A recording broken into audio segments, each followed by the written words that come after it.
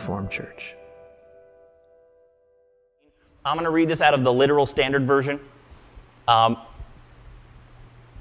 Literal Standard Version, Young's Literal Translation are examples of translations of the Bible that their goal is just to get as literal as possible, even if it sacrifices readability. Okay?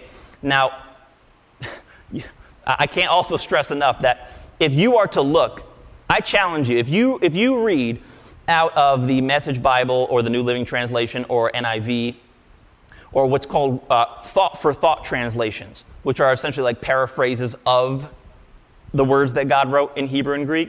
If you read out of those translations, this is where literal translations really, really shine. When you're talking about symbols and you're just looking at these very specific words in the Bible, do you know that the Lord would not have been able to teach me, from the Bible at least, any of the symbols that I'm going to show you in this entire series if I were reading out of a thought-for-thought translation? That is a huge, huge statement.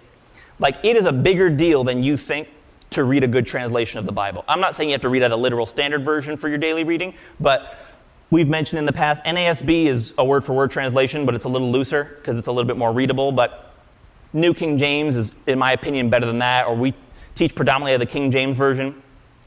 And again, to be, at the very least, regardless of what translation you land on, if you were to, at the very least, consult with literal versions like the Literal Standard Version or Young's Literal Translation, you know there's something to be said. And this is just my own personal experience on this, okay?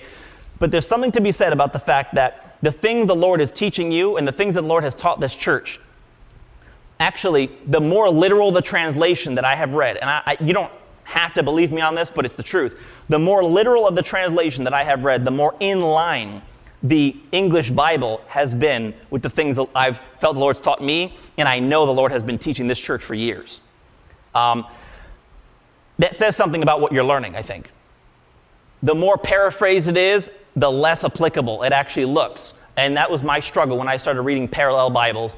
Initially, I used to read the New Living Translation, and then I started looking at a parallel Bible that someone gave me. Someone came up to me and gave me a parallel Bible, and they said they felt the Lord just led them to give me a parallel Bible.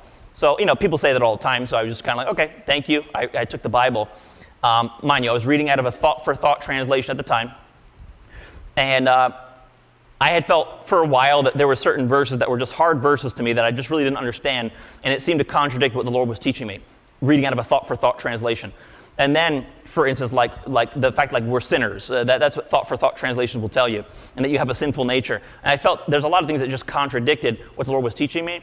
I went over to look at this parallel Bible, which basically just means that it has 4 translations, this particular one, lined up next to each other. And one of those was the New Living Translation, which I was already reading out of. So I figured, that's great. So I continued reading out of the New Living Translation, but then right to my left and to my right, on the same page, were more literal translations like the NASB, which again is looser than some word for words, and King James, etc. And I looked at it and I thought, wow, how is it that this translation and the one I'm reading out of are so different if it's being based on the same words that God wrote? Like, this one adds so many words that you can see aren't even in there. And that's when I realized I've been reading out of a thought-for-thought translation this whole time. Now, you may not think it's a big deal, because at least it makes it more readable. But you have to understand that when you read out of a thought-for-thought translation, in order to make it more readable, what that actually interpreted means is that their goal is not to translate the words that God wrote. So if you're reading out of that, you have to realize you can't point at just any word in the New Living Translation or NIV, for instance, and say, well, that's the word of God. Or that word is even in that verse. Because that's not their point, to translate it word for word. Their point is actually to make it readable and explain to you what it means.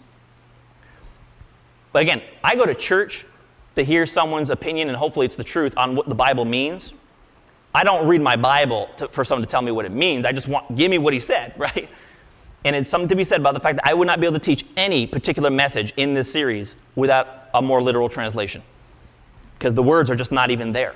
They're totally changed. So super, super important. We hope you enjoyed this message from Reformed Church. If you have, please share this with someone else and help us get this uncommon truth out to the world. If you'd like to support this good news, you can do so at reformedchurch.com/give. Also on our website, you can take advantage of our free messages, articles, and even full discipleship courses. Start reforming your mind now at reformedchurch.com.